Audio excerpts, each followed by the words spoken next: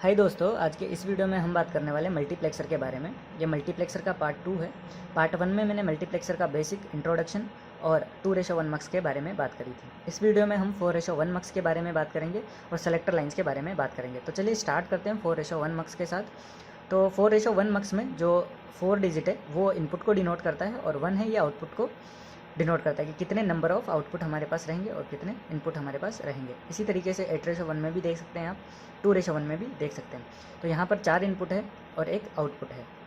तो 4 इनपुट में से कौन सा इनपुट आउटपुट पे विजिबल रहेगा, उसके लिए हम सेलेक्टर लाइन्स का यूज़ करते हैं। तो सेलेक्टर लाइन्स कितनी रिक्वायरमेंट रहेगी वो हम आगे डिस्कस करेंगे, लेकिन 4:1 के लिए 2 सेलेक्टर लाइन्स की रिक्वायरमेंट पड़ेगी। तो इनका 4 कॉम्बिनेशन बना सकते हैं हम, 4 तरीके से इनका कॉम्बिनेशन बन सकता है और उन कॉम्बिनेशन से हम डिसाइड कर सकते हैं कि कौन सा इनपुट रहेगा वो आउटपुट पे विजिबल रहेगा। तो जैसे ही अगर आप S0 की वैल्यू 0 और S1 की वैल्यू 0 रखोगे तो I0 आपको आउटपुट में दिखाई देगा। बाकी सब इनपुट है वो ब्लॉक हो जाएंगे। जब आप S0 की वैल्यू 1 और S1 की वैल्यू 0 रखोगे तो उस कंडीशन पे I1 है वो आपका आउटपुट पे विजिबल रहेगा। बाकी तीनों इनपुट है I0, I2, I3 ये सब ब्लॉक हो जाएंगे। उसी तरीके से जब S0 की वैल्यू 0 हो जाएगी और S1 की वैल्यू 1 हो जाएगी उस कंडीशन पे I2 आपका विजिबल रहेगा आउटसाइड पे। बाकी I0, I1 और I3 ब्लॉक हो जाएंगे। और जब दोनों की वैल्यू 1 हो जाएगी उस कंडीशन पे I3 आपका आउटपुट पे विजिबल रहेगा। तो इन सेलेक्टर लाइन की हेल्प से इनकी बिट्स को हम चेंज करके इनके हम कॉम्बिनेशंस बना के हम डिसाइड कर रहे हैं कि कौन सा इनपुट है वो हमें आउटपुट पर शो करना है। तो ये बहुत ही आसान है। और अगर इसी चीज़ को हम बुलियन एक्सप्रेशन में दिखाने की कोशिश करें तो इसका बुलियन एक्सप्रेशन कुछ इस तरीके से दिखाई देगा। यहाँ पर आप S0 और S1 की डिफरेंट वैल्यू के साथ आप इनको मैच करके देख सकते हैं, इनमें वैल्यू रख कर देख सकते हैं, आपको करस्पॉन्डिंग आउटपुट मिल जाएगा। जैसे कि अगर आप S1 की वैल्यू 0 और S0 की वैल्यू भी 0 रख कर देखोगे तो आपको आउटपुट I नोट ही मिलेगा, y = I नोट मिलेगा। तो आप इसमें रख कर देख सकते हैं, सभी S0 S1 की वैल्यू के लिए सेटिस्फाई करेगा। अब आइए देखते हैं कि लॉजिक सर्किट किस तरीके से बनता है।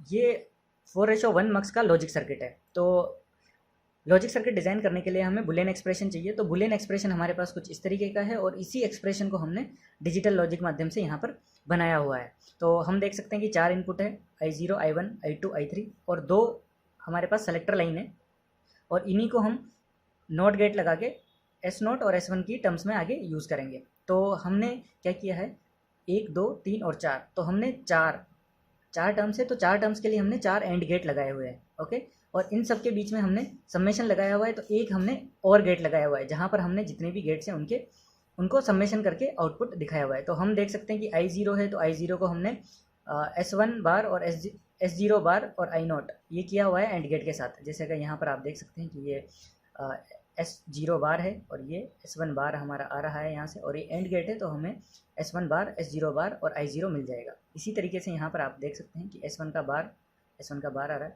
S0 यहाँ से आ रहा है, S0 आ रहा है और ये I1 है। तो यहाँ पर आपको जो आउटपुट है इस जगह पे ये मिल जाएगा S1 बार, S0, I1। और इसी तरीके से यहाँ पर I2 के लिए जब आप देखोगे तो यहाँ पर मिल जाएगा I2 और S0 बार, ये S0 बार है यहाँ से, और इसी तरीके से यहाँ से S1 जा रहा है तो आपको यहाँ पर S1, S0 बार और I2 मिल जाएगा। और इन सबको इसी तरीके से आप I3 के लिए निकाल सकते हैं और ये इनका सम्मेशन होकर एक आउटपुट मिल जाएगा। यहाँ पर आप S1, S0 की वैल्यू डिफरेंट जो कि आपको हमने ट्रुथ टेबल में दिखाया था।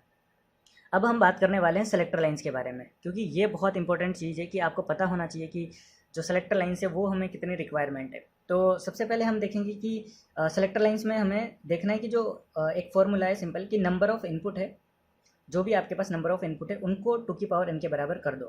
ओके, तो जो n है यहाँ पर वो आपकी सेलेक्टर लाइन्स हो जाएगी। तो जैसे ही हम देखें 2:1 मक्स के बारे में, तो हमारे पास नंबर ऑफ़ इनपुट कितने रहेंगे, 2 रहेंगे। ओके, तो हमने यहाँ पे 2 लिख दिया, 2 को 2 की पावर 1 भी लिख सकते हैं। ओके, और इसको बराबर करवा दिया 2 की पावर n के, तो n किसके बराबर आ गया, 1 के बराबर आ गया, क्योंकि इनको हम कंपेयर कर सकते हैं और n = 1 के बराबर हो गया। इसी तरीके से 4:1 मक्स की बात करें तो हमारे पास इनपुट कितने हैं, 4, तो 4 को हमने लिख दिया ऐसा का ऐसा और इक्वल टू 2 की पावर n, है ना। नंबर ऑफ इनपुट 4 और 2 की पावर n। ओके, और इसको लिख दिया हमने 2 की पावर 2, तो n = 2, तो नंबर ऑफ सेलेक्टर लाइन्स 2 हो गई। जैसा कि हमने अभी 4:1 मक्स के बारे में देखा कि S0, S1 हमारी 2 सेलेक्टर लाइन्स है।